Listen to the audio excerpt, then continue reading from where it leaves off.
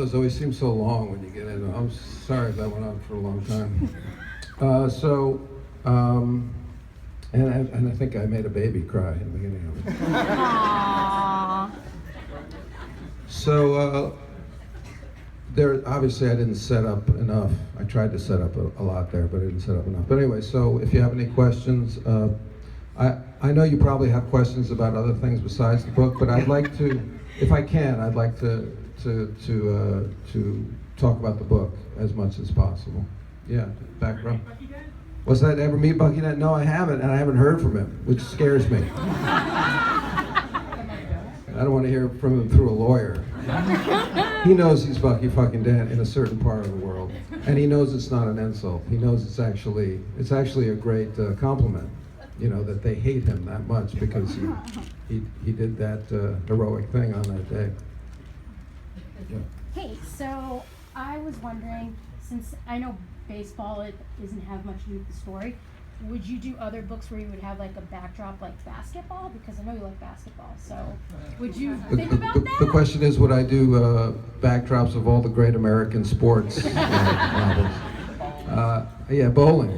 You know, the great American bowling novel has yet to be written. Dick Weber. I'm getting on it.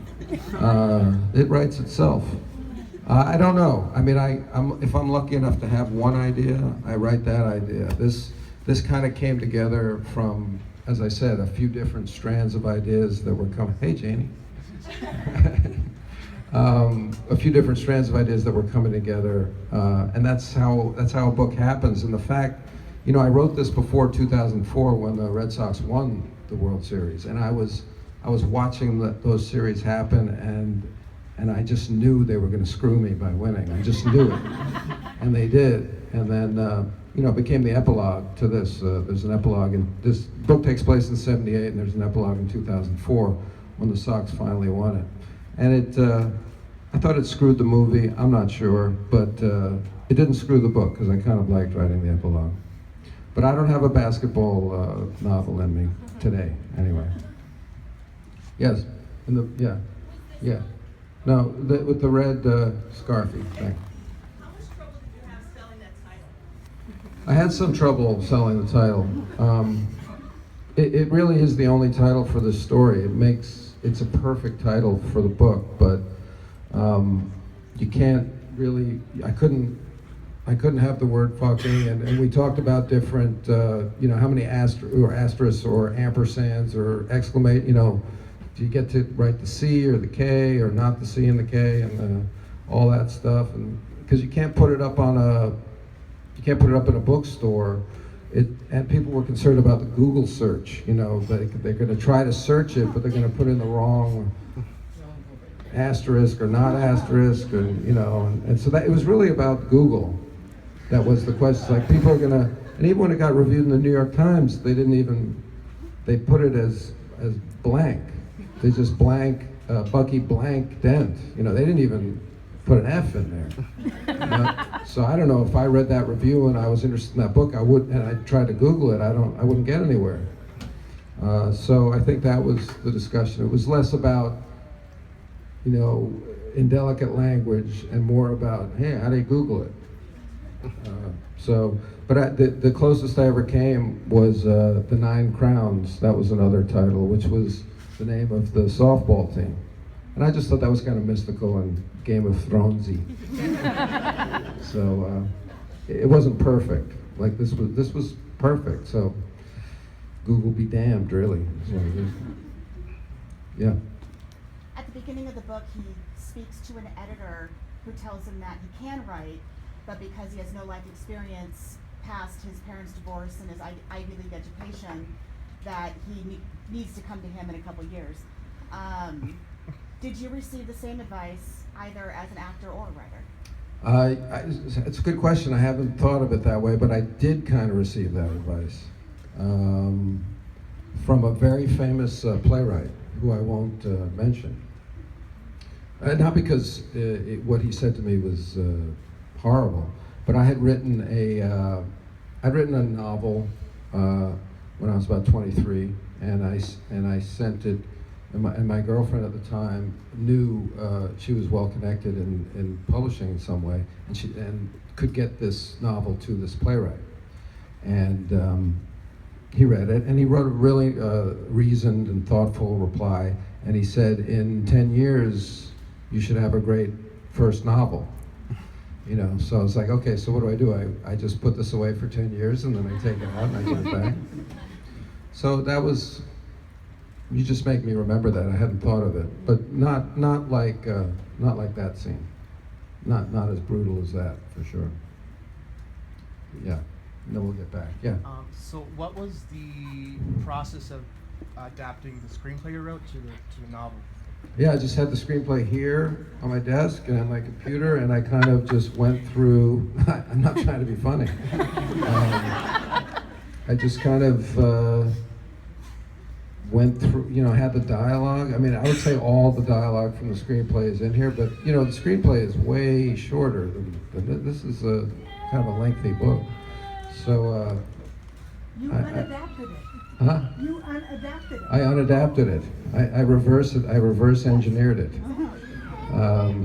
It's a Yankee fan over there.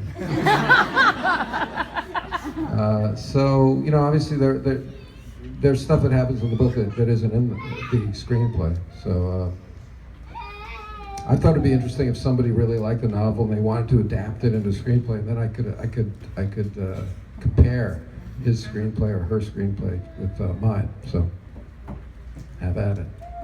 Yeah, in the white hat back there. Do you find that writing this book was a simpler process since you had already written Holy Cow and had gone through the experience? Did I find it because of Holy Cow?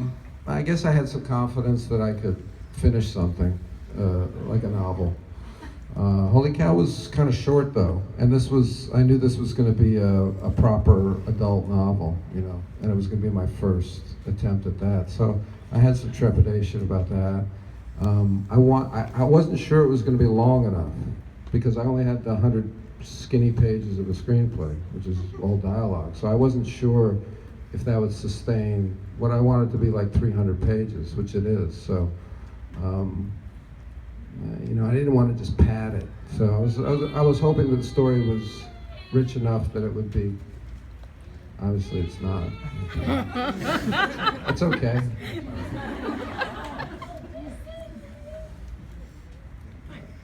Yes. Yeah. In section you were talking about how you were always looking for escape. Is there anything that you do that like helps you escape? Looking for escape?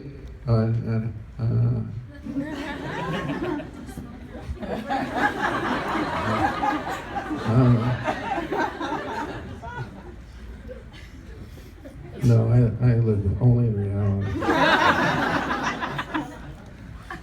Yes.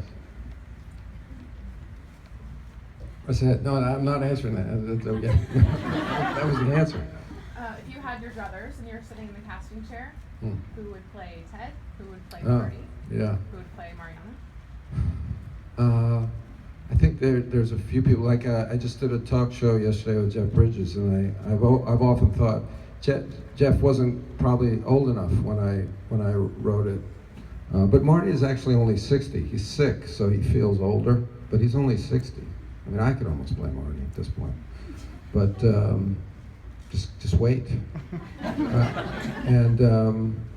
I thought, you know, at times of Will Ferrell. I think he's too old now to play Ted, but I think when I wrote it, I thought he'd be good. And then I thought, you know, before Seth Rogen became so popular and big, I thought, you know, when I first saw Seth Rogen, I thought, yeah. So I don't know. You know, a lot of the times when we were trying to get the movie made, we were trying to cast it from the screenplay before I wrote the book. You know, they pitch very handsome leading guys, you know, because they're bankable in the independent world, and that's how you get your movie made. But it kind of didn't make sense to have Jake Gyllenhaal playing this guy. You know. Not that he couldn't do it as an actor, but, you know, Ted kind of has to look a certain way. So that's all I remember. Yeah, way in the back, a youngster.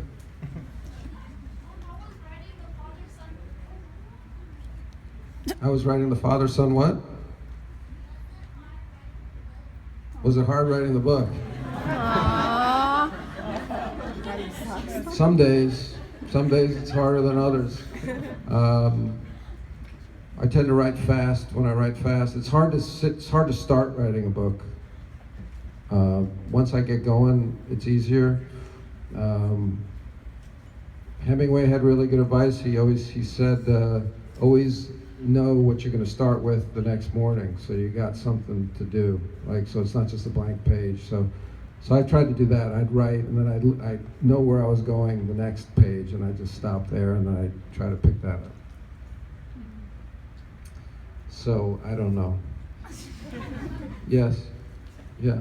So I know that when you write and you have drafts that probably didn't make it into the final cut, who are the people or who is the person that you go to with your first drafts to see if God is something worth keeping? First draft of this, Jonathan Galassi at FSG is my editor, and he's the guy that he saw all the drafts of Holy Cow and this, and he's very gentle and very thorough, very good. It's a tough, strange job to be an editor.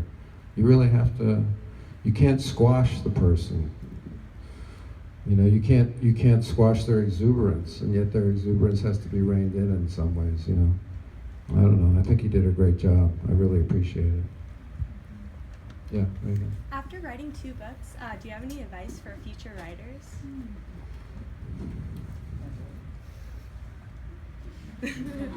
My advice is always just to write.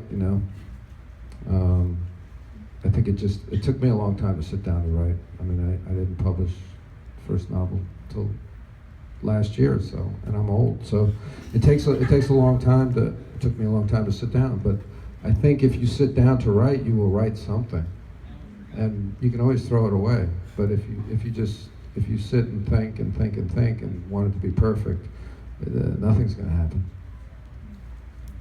Just a couple more. 2 more. 2 more. It's too hot. Sir, if that's your hand, I couldn't quite tell. How did you get into writing novels? It was really frustration of what making independent films is. The ideas that I have tend to be independent film ideas. I've never had Captain America. Let's do that. I just had the idea. It's a guy named Captain America with a shield. It's great. I don't do that. It doesn't come to me that way. So I was frustrated that Holy Cow wasn't made into an animated feature somewhat, and I was frustrated. I was very frustrated about Bucky. So it was just the idea. Well, I felt like I could. I felt a little hamstrung with the screenplay form. It's not really a form that encourages great writing. It's really about dialogue and just a little bit of description. So I thought I might have fun to really flesh these things out. I don't know if that answered your question. Yeah. And you've written a book. Do you prefer it over acting or playing your guitar? Oh no, I don't know that I prefer it. What I love about being able to write, as opposed to acting or even doing anything in show business. One of the great things about show business is it's entirely collaborative. It takes so many people to make a movie. If you sit in the theater at the end credits, it goes on forever. And all those people worked on that film. And that's just the people that worked on making the film. Then there's people that, who knows how many people were involved to get it to that point. So that's great. I love that. I like team sports. But it's also frustrating when you can't get that going, or there's only a couple you can do a year or whatever. But this, I could just do this all by myself. That's all, I could just control it all by myself. And I didn't need anybody else's money. I didn't need to hire actors. I didn't need to hire a cinematographer. I could just do it by myself. So that, I don't say that I prefer it, but each has its own kind of merits. All right, so I think that's it. Okay. Thank you. We sign the books now.